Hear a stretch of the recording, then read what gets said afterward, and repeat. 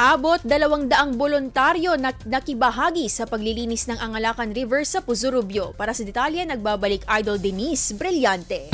104.7 IFM. Report!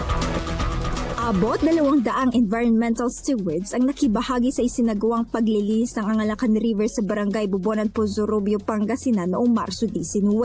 Ayon sa ulat ng Menro Puzurubyo, isinagawa ang aktibidad kaugnay ng pagdiriwang ng World Water Day 2026 at ng International Day of Action for Rivers.